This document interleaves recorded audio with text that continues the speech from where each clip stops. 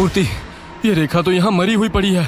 इसके शरीर की हालत देखकर लग रहा है किसी ने इसको नोच नोच कर खाया है। जल्दी चलो यहाँ से, अब हम यहाँ एक पल भी नहीं रहेंगे।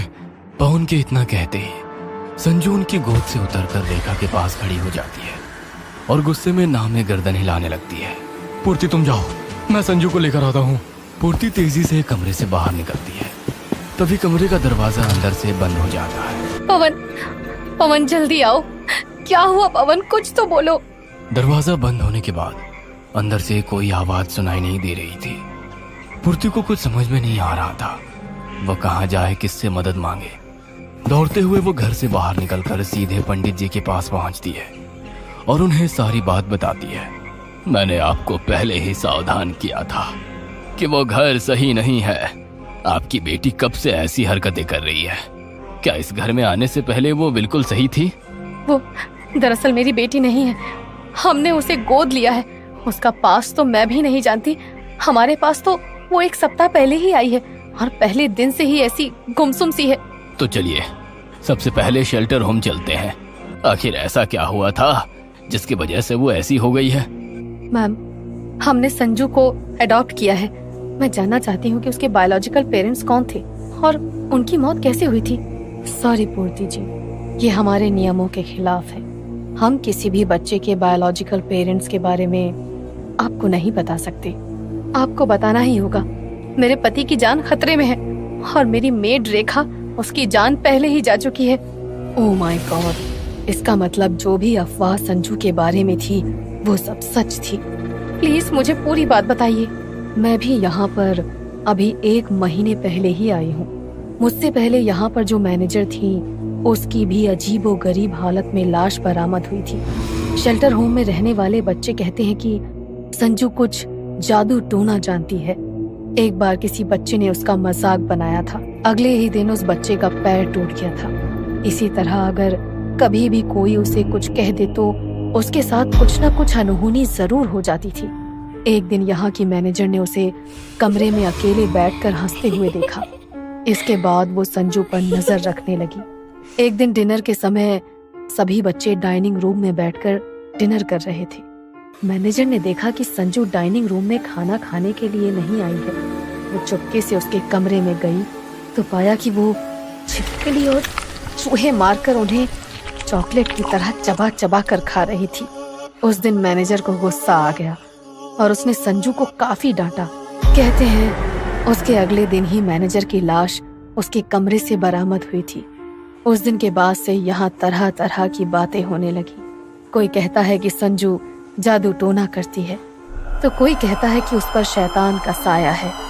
पुराने मैनेजर की मौत के बाद यहाँ मेरी नियुक्ति हुई और मैंने संजू के अजीब बर्ताव के कारण उसे एक मनोवैज्ञानिक के पास भेजना शुरू किया। डॉक्टर भार्गव ने ही मुझे बताया कि संजू का अजीब व्यवहार एक शॉक रिस्पॉन्स बिहेवियर के कारण है। अगर उसे प्यार और अच्छा माहौल मिले तो शायद उसकी हालत में सुधार आ जाए। बस इसीलिए मैंने उस बच्ची को आपको दे दिया। इतना सब होने के बाद आपने एक बार भी हमें ये सब बताना जरूरी नहीं समझा? क्या आपने जानने की कोशिश नहीं की कि उसके माता पिता की मौत कैसे हुई थी? और आपके पास आने से पहले क्या वो एक सामान्य बच्ची थी? मैडम, जब वो यहाँ लाई गई थी तब वो 1-2.5 साल की नन्ही सी बच्ची थी। रिकॉर्ड्स के मुताबिक उसके पेरेंट्स शहर के ही सिविल लाइंस एरिया में एक बंगले में रहते थे। एक सुबह उसके माता पिता मरे हुए पाए गए थे। उनका मर्डर कैसे हुआ, किसने किया, ये पहेली आज तक सुलझ नहीं पाई है क्योंकि घर का दरवाजा अंदर से बंद था। क्या आप उस बंगले का एड्रेस मुझे दे सकती हैं? प्लीज आप वेट करिए, मैं अभी रिकॉर्ड्स में से आपको देती हूँ। संजू के बंगले का एड्रेस लेकर पूर्ति वहाँ पहुँच जाती है और आस पड़ोस में पूछताछ करने लगती है। बेटा, यह घर नहीं है, मुर्दा घर है ये। यहाँ जो भी आया कभी आबाद नहीं हुआ। कई साल पहले यहाँ एक सन की औरत रहती थी। उसका 5 साल का बेटा गंभीर बीमारी के कारण मर गया था। बेटे की मौत के बाद उसका मानसिक संतुलन बिगड़ गया था। उसे लगता था कि वो अपने बेटे को वापस जीवित कर सकती है, इसलिए उसने महीनों तक अपने बेटे के शव को अपने साथ घर में रखा और ना जाने कौन कौन से तंत्र मंत्र करने लगी। फिर एक दिन उसके घर से लाशों के सड़ने की दुर्गंध आने लगी। जब ताला तोड़कर लोग अंदर पहुंचे तो वहां का नजारा देखकर उनका दिल उछलकर मुंह को आ गया। बेटे की लाश के पास उस औरत की भी टुकड़ों में बटी हुई लाश पड़ी थी। पासी में ना जाने क्या क्या तंत्र का सामान फैला था। घर के अंदर कोई भी चोरी या लूट का निशान नहीं था। घर का दरवाजा भी अंदर से बंद था, इसलिए हर कोई यही कह रहा था कि जरूर उसको किसी दुष्ट आत्मा ने मारा है। पुलिस ने भी इस केस को सुलझाने की कोशिश की, लेकिन कोई हल नहीं निकला। सालों तक ये घर यूं ही खाली पड़ा रहा। फिर इस घर को किराए पर देने की कोशिश शुरू हुई, लेकिन कोई भी किराएदार यहाँ एक रात भी नहीं टिक सका। अगले ही दिन सब यहाँ से भाग खड़े होते थे। आसपास के लोग तो इस बंगले को भूतिया मानने लगे थे। फिर एक दिन सुनने में आया कि एक परिवार ने यह बंगला खरीद लिया है। बंगले की साफ सफाई कराने के बाद वे लोग यहाँ रहने आ गए। हमें लगा था कि बाकी के किराएदारों की तरह ये भी दिन दो दिन में भाग खड़े होंगे, लेकिन इस बार ऐसा नहीं हुआ। वे लोग आराम से इस बंगले में रहने लगे। जब 6 महीने तक वे लोग यहाँ रहते रहे तो हम भी यही समझने लगे कि शायद वो बुरा साया इस घर से हट गया है, लेकिन ये हमारी भूल थी। उनके घर काम करने वाली बाई ने बताया कि उनकी छोटी बच्ची कोई नॉर्मल बच्ची नहीं है। वो अकेले में कमरे में हंसती है, बातें करती है। 2 साल की बच्ची कुछ अजीब अजीब सी शक्लें बनाने वाली भयानक स्केच बनाती है और हमेशा अलग थलग सी रहती है। वे दोनों पति पत्नी दिन भर काम के सिलसिले में बाहर रहते थे, इसलिए उनकी बाई ने उन्हें बच्ची की हरकतों के बारे में बता दिया। इस घटना के कुछ ही दिनों बाद उन दोनों पति पत्नी की लाश इसी घर से बरामद हुई थी। इस बार भी घर का दरवाजा अंदर से बंद था और उन दोनों की लाश इतनी बुरी हालत में मिली थी कि लगता था शरीर की एक एक हड्डी टूट चुकी हो। पूरे घर में खून ही खून फैला हुआ था और उनकी बेटी संजू बड़े आराम से पास में बैठी हंस रही थी। पुलिस ने केस दर्ज करके छानबीन करने की बहुत कोशिश की, लेकिन कुछ हाथ नहीं आया।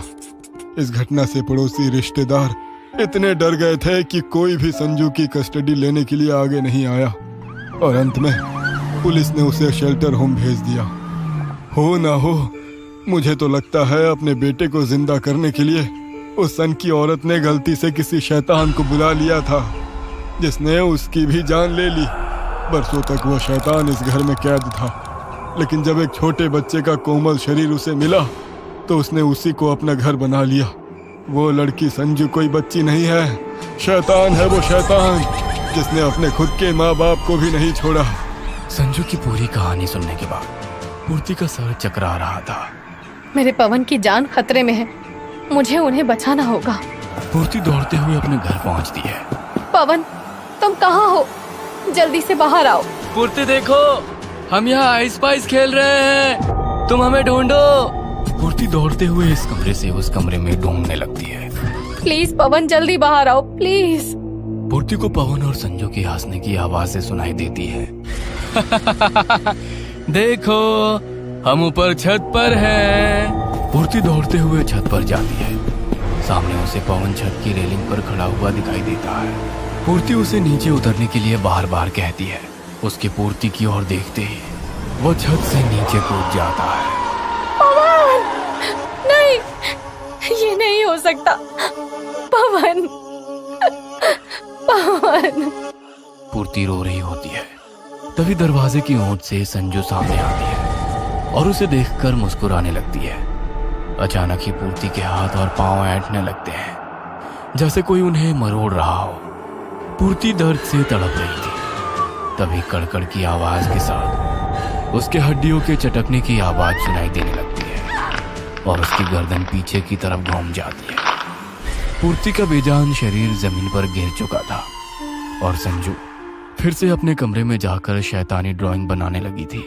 अगले दिन पुलिस ने केस सुलझने तक संजू की कस्टडी वापस शेल्टर होम को दे दी थी। अगर आपको हमारी ये कहानी पसंद आई हो तो इसे लाइक और शेयर करना ना भूलें।